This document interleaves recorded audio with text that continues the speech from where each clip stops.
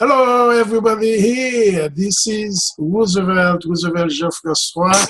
We will be having our conversation today, and that will be a very special conversation because I have the distinct honor to talk, to have with me on the Zoom call Mrs. Sherronda Bowman, and Bowman is right now in Georgia, and specifically, she will tell you where she is. I had the pleasure to meet her last Friday. It was at an event in Fort Lauderdale where the community was gathering to talk about their stories. And Mrs. Bowman was there with a couple of other authors telling us how she started writing. And she was very gracious to share with me her story with her book that I have her tonight to talk to us about this book. She is a very committed person in the community. And once upon a time, her friend from Jamaica told her, Mrs. Bowman, you have to tell your story. Can you tell us, how did you start with your bright light therapy and your writing experience? Sherronda Bowman. Yes, my friend Marilyn Dunlap, after I'd written a play um, for the teenagers, which would do yearly, and after the play, she came up to me with tears in her eyes, and she says, "You have to do a book." But I didn't know why she was crying initially, so I asked her what was wrong with her, and she just said, "You have to write a book." And I told her, I said, well, these are biblical principles that I cannot take credit for. What do you mean? And she informed me that everyone that doesn't get the experience the way that I was delivering it. She said, people don't understand it in today's terms. She says, when I read the Bible, when a lot of people read the Bible, they can't connect it to today's terminology. That was 16th century, 1611, around the time when King James was written. So language has changed a lot. So sometimes you just have to break it down to today's terms where the teenagers can get it. And she said, you're not using your talent. And that was like a dagger through my heart. And I'm like, what do you mean? I'm doing the skit right now with kids. She's like, no, you need to write a book. And that's when I started to think about maybe it was like a bright light moment for me, actually. So I said, well, let me write a book because she's asking me about it, kind of like I'll do it and then it'll be done. Well, what happened was I started to pray about it. I started to pray about it, and I talked to my husband, my son, and helped and to get everything together to encourage me, to kind of nudge me along. And before I knew it, I started writing one book, and the next thing I knew, I was writing Bright Light Therapy. And Bright light therapy, you put a combination of science. I am reading your book and I go over the very first chapter, and you say bright light therapy is used in science.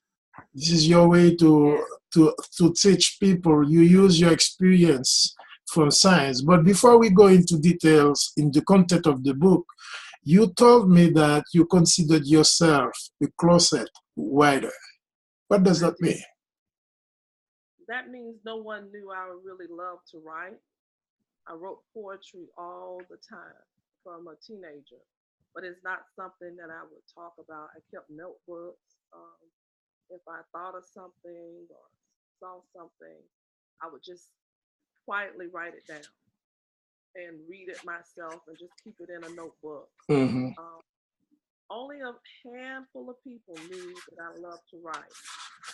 And so I had become completely satisfied with the fact that if I had a thought and I wrote it down and I become a published poet, and I was completely content with that.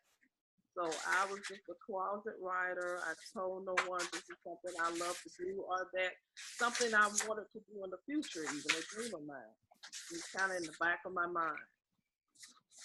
That's wonderful.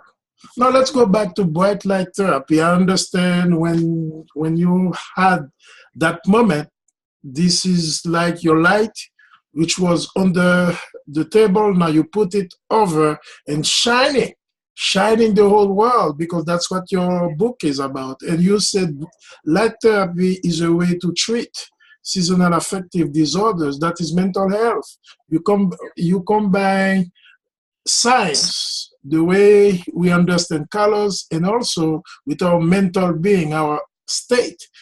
Tell us more about the content of Bright Light Therapy, Sherronda Well, Bowman. I know that everyone has times in their lives when they're down. I know that everyone, if you haven't had any times that you're down, I would say to you simply just keep living. Sooner or later, you will have a down point in your life. It's just life. The regular heartbeat of a person is up and down. To know that you're living, the rhythm of a heartbeat is up and down.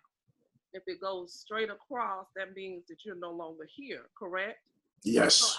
I began to think about it as I was telling you all on that Friday night that I wanted to do something that would help people. And as I began to think about it, and dealing with mental health, a lot of people, as I have in the book, I work out on a military base, so there's PTSD you're dealing with, there are drug addictions, there are alcoholism, or just depression, anxiety, you name it, a rainbow full of mental health issues. So I thought, what can we do to help? What can we do to help? And how can I address this issue without sounding so serious or preachy, if you will? Because a lot of people don't want to be preached at. So that's where the science of bright light therapy came in, because it's an actual medical treatment.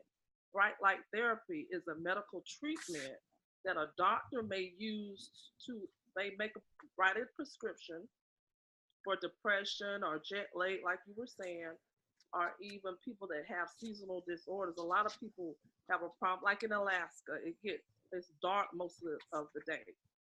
So the doctor may prescribe a light to sit in. I'm sorry, go ahead. You were No, saying I something? was saying, I would like you to tell us more about the science, but also I would like you to share with us the writing experience. How did you write? Did you write directly on, how did you put this together? Did you write whenever, how did you find the time? I understand you're working full time. Yes, I work, yeah, right now I work at 4, I have to be to work at 4 o'clock in the morning, and I get Okay. off at 2:15. So what I would 2:15. do, I would get up and I get off at 2:15. I'm at work by, actually, by 5:15. I'm already working in the morning. I'm clocking in. Mm. But I would put a notebook by my nightstand. I would put it there at night, and if I roll over and get up, I would write whenever a thought would come to me. I would write So you don't lose on my lap. your thoughts, even if you are No, sleeping. no, you can't lose your thought, and that's the thing. The older, well, I'm older now, and I don't take it for granted that I'm gonna remember, and I think it's the Lord blessing you. And I want to encourage everyone that, if you're trying to write or you aspire to write, just don't think about, oh, the Lord just blessed me with this great thought, and I want to write it down, but I'll remember it later. No, you won't. You may, and you may not. So the best thing to do is to keep a pad and a pencil ready. On my lunch break, I would write at the stop sign, at the red light. If a thought came to me, if I was at I would actually write down what I was thinking when I got to the red light. Oh, let me write that down. So yes, because it's very important. Because later on, you'll try to, and that happened to me before. I had a thought, and I was saying, "Oh, I'll get to it," and I could not remember. I said, "That will never happen to me again." So when I You got say off that. from work, yes, I said that. So write all the time. The more you write, the better. It doesn't, people make the mistake of, a lady asked me, she's interested in writing. And I said, well, what have you written? She hadn't written anything. It's all in her head, and she's trying to make sense of it. Don't try to make sense of it. Bright light therapy was not bright light therapy when I started out. It was a Hmm. whole nother. you know. And so what I decided to do was use my own experiences with the science of it, but I had to just really, really, really pray about it and see what the book became after I started writing the chapters of the book. And it just came together. Isn't that awesome? The way you put it is that you do the best you can with what you have at the moment. And I want people to know that when you told me about different things, I put them down in the book, and this is the way I put myself into a book. That means I make the book myself. This is more about your stories on your spiritual living. You also Yeah. gave that story from your daughter's friend and the way she passed away, and that was very insightful in terms of the way you do that. Can you share with us how you felt about that story? Yes, that was the story that my publisher, I wrote the story, and it was very sensitive. This was pretty much, um, the Lord delivered me. I felt guilty for a long time. When you read the book, Adrian was dying, AC.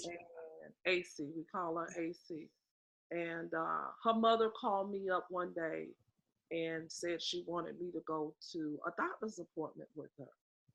And in the back of my mind, I thought, okay, I never really, it's a friend. I told you I always call myself a cheerleader.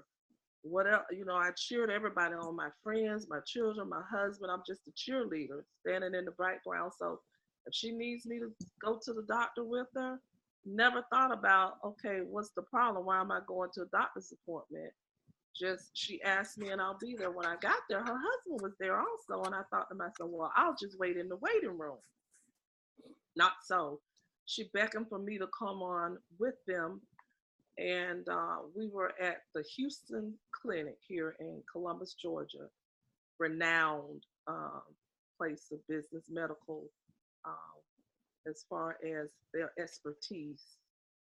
And when the physician told us that she had bone cancer,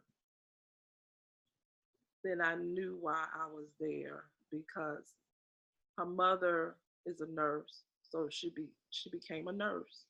She did what nurses do. She started looking at the chart and trying and talking to the physician. And the dad was gone mentally and physically. He left the room. It was just too much. So I was left with AC, crying, and I didn't have time to think about my emotions because this child was just there. And I thought, okay, this I didn't know, but the Holy Spirit just took over because I couldn't fathom.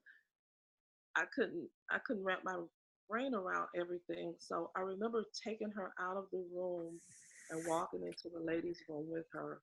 And she was crying and crying. And I'm pretty sure I was crying with her. She was not crying alone.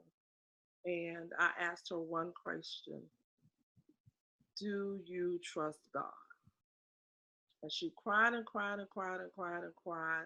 And she never answered me. And I just kept asking her one question. I said, because as much as I love you, this is not my walk. Your mother's, your father's, this is your walk. And the other only person that can help you at this time is the Lord. This path that you're about to take, He's the only one that can make you meet you at the end of this path. And she just cried about 3 or 4 rivers. And all of a sudden, it was like a fountain that dried up. And she looked in the mirror. We were standing in front of the mirror. Why I took her in front of the mirror, I don't know. We were both staring in this mirror, and she looked at me and she said, "I trust God." From that point on, she was strong and courageous. She had her arm amputated. She learned to drive. She even dated. And the night that she passed away somewhere a few hours before. The telephone rang, and it was her mother on the other end, and she said, I said, hello, what's going on? I just literally left there. And she said, I'm calling you because AC asked me to call you and ask you to come help her feet touch the ground. And I said, help her feet touch the ground. I said, what does that mean? And I guess at this point I was looking for some type of confirmation for her mom to say, well, come back over. But I said, the other truck is here is a huge truck with big tires, was my husband's truck.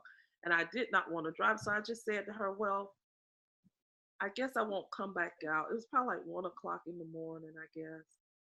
And I made a decision not to go. She said she wanted me to help her feet touch the ground. And I went to work, came home, and I was extremely tired. And in my spirit, it was like I usually go by to see her every day after work. But this particular day, in my spirit, was like, you need to rest. You're going to need your rest. Go lay down. Well, as God would have it, my daughter called me, and she was the sound in her voice. I knew what happened. AC was gone. And for a long time, I felt guilty about why didn't you go back? Why didn't you go check on her?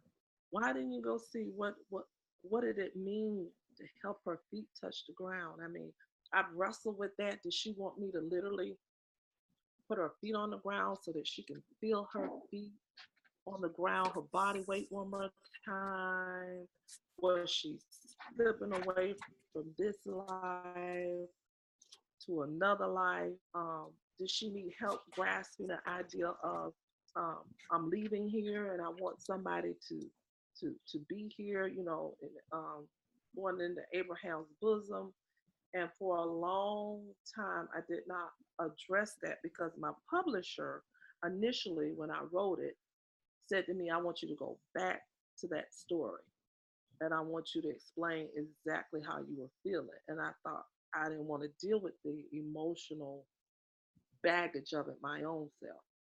I didn't realize really until I wrote this book that I hadn't forgiven myself. But I went back to the cemetery for the first time. I went to the cemetery, and my daughter and I, I asked for forgiveness. And I know that that's strange, probably to some people, but I believe that we have to verbally put stuff out in the atmosphere, in the air. And this burden was just lifted from me.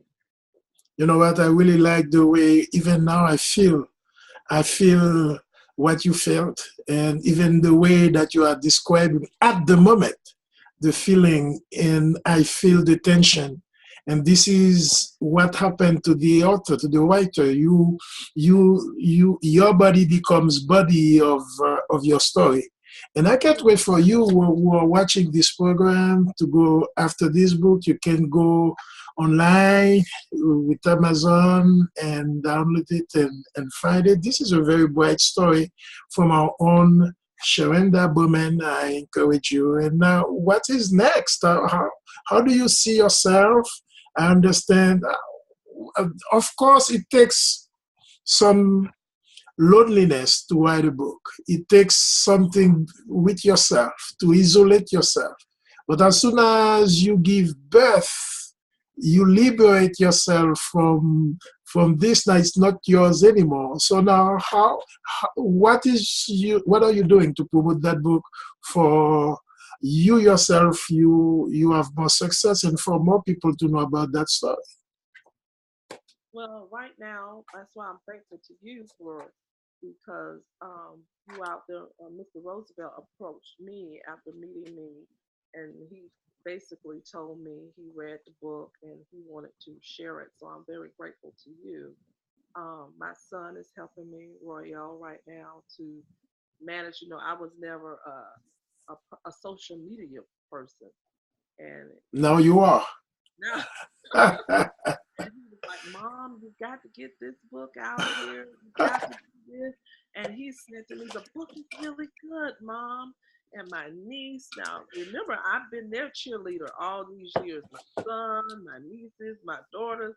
And now guess what? As God would have it, the tables, they're all right there for me.